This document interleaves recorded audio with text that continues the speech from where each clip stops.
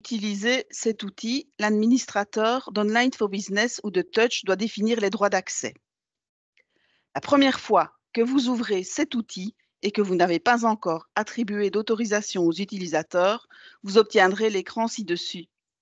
Lorsque vous sélectionnez OK, vous accédez à l'écran de configuration où vous pouvez définir les droits d'accès de l'utilisateur aux données de base, aux données médicales et ou salariales, ainsi que ses droits à voir les entreprises liées aux polices auxquelles l'administrateur a accès si vous avez plus d'une seule entreprise. Cet écran vous permet de gérer l'accès de vos employés ainsi que la structure de votre entreprise. Les noms des entreprises affichés ici et ailleurs dans l'outil sont ceux du premier preneur d'assurance des polices spécifiques.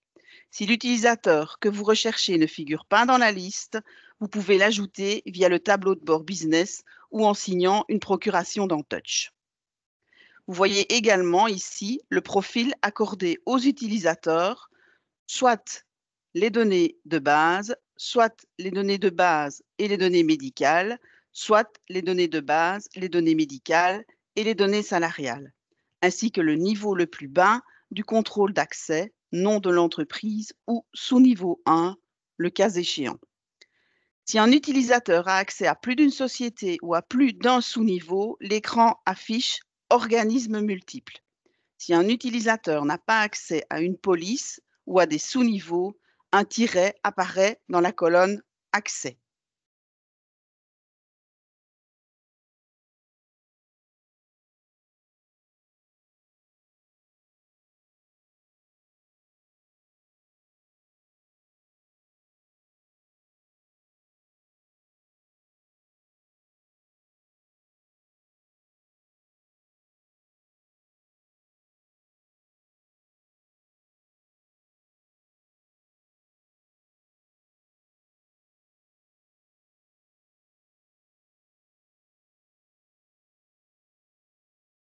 Lorsque vous sélectionnez Gérer la structure, vous passez à l'écran suivant Modifier la structure de votre entreprise. Là, vous modifiez ou ajoutez la structure de votre entreprise ou de vos polices. Sur cet écran, vous voyez à nouveau le nom de la société, le numéro et si elle a une structure sous-jacente de niveau inférieur. Lorsque vous effectuez cette opération pour la première fois, la mention non est indiquée dans les valeurs de structure sous-jacente. Lorsque vous sélectionnez la flèche sur la ligne de la branche, vous ouvrez un nouvel écran qui affiche le statut porteur de risque ou non porteur de risque de la police, ainsi qu'un message indiquant qu'il n'y a pas encore de sous-niveau. Lorsque vous sélectionnez le bouton vert Nouveau, une nouvelle fenêtre s'ouvre. Vous pouvez y créer un nouveau sous-niveau 1. Vous devez choisir si ce sous-niveau 1 doit être actif ou non. Actif signifie que vous pouvez utiliser ce sous-niveau 1 pour y créer de nouvelles déclarations.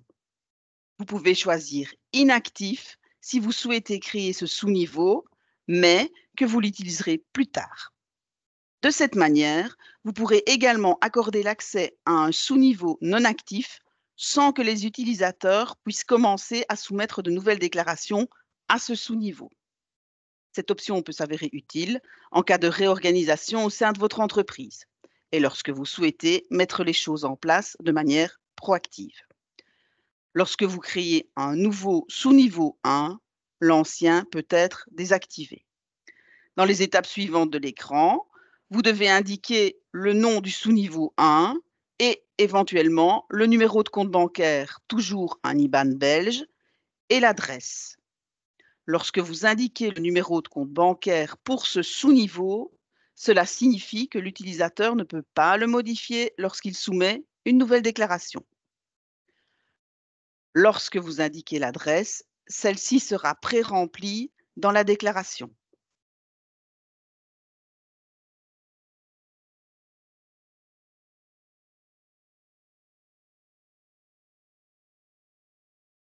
Lorsque vous créez un sous-niveau 1, vous verrez en fonction du statut actif ou non actif s'il existe un sous-niveau 2 pour ce sous-niveau 1 et si vous pouvez ou non soumettre des déclarations à ce sous-niveau 1.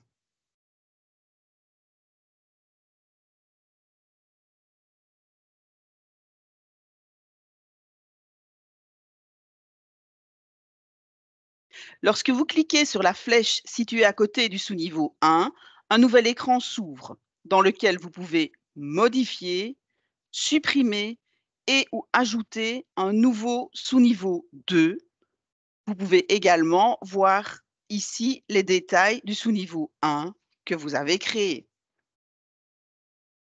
Attention, vous ne pouvez pas faire de distinction dans les autorisations sur le sous-niveau 2, seulement sur le sous-niveau 1.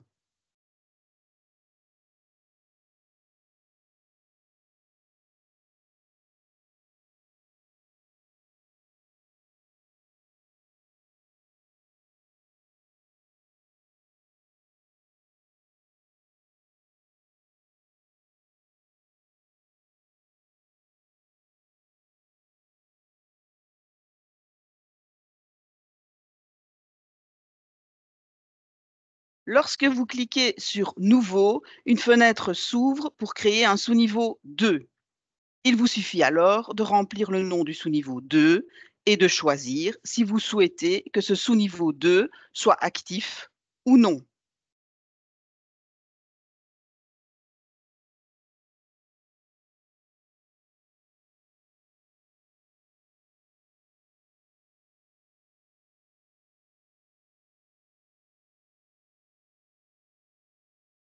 Après avoir enregistré le sous-niveau 2, vous verrez ce nouveau sous-niveau 2 créé dans votre vue d'ensemble du sous-niveau 1. Attention, vous ne pouvez supprimer un sous-niveau 1 et ou 2 que s'il n'est pas lié à un dossier de demande. Dans ce cas, vous devez d'abord modifier le sous-niveau 1 et ou 2 via l'écran récapitulatif avant de pouvoir supprimer ce sous-niveau 1 ou 2.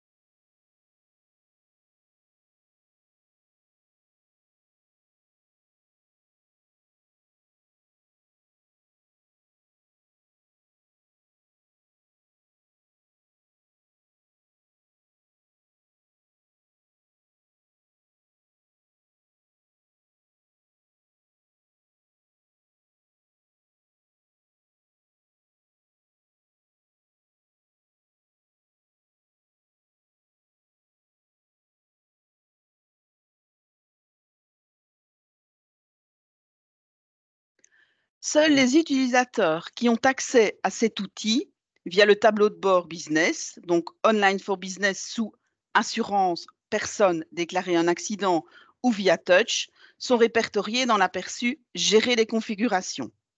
Le type d'accès et la police ou le sous-niveau 1 auquel un utilisateur a accès peuvent être gérés en cliquant sur la flèche située à côté de l'utilisateur en question.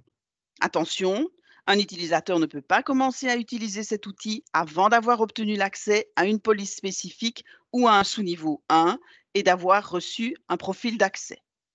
Dans cet écran, vous pouvez sélectionner le type de données auquel cet utilisateur aura accès, soit les données de base, soit les données de base et les données médicales, soit les données de base, données médicales et données salariales.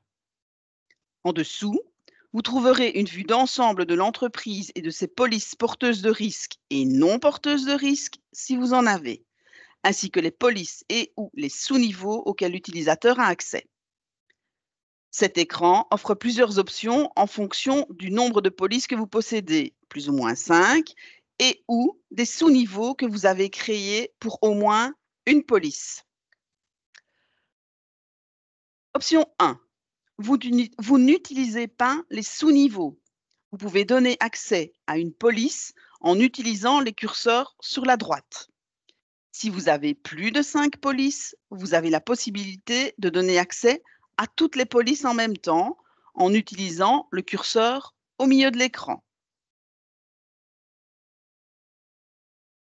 Attention, par défaut, nous n'affichons que les polices porteuses de risques. Si vous cliquez sur Afficher également les polices non porteuses de risques, vous pourrez également donner accès à ces polices si vous en avez.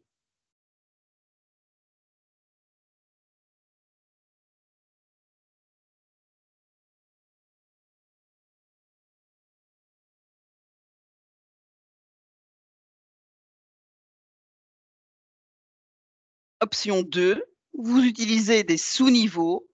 Si vous avez créé des sous-niveaux pour au moins une de vos polices, vous pouvez choisir les sous-niveaux auxquels un utilisateur a accès en cliquant sur le bouton « Modifier ».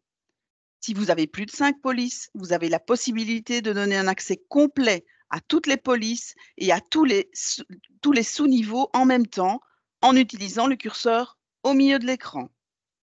Attention, si vous avez des polices avec et sans sous-niveau, vous devez accorder l'accès à ces polices et ou sous-niveaux via le bouton « Modifier ».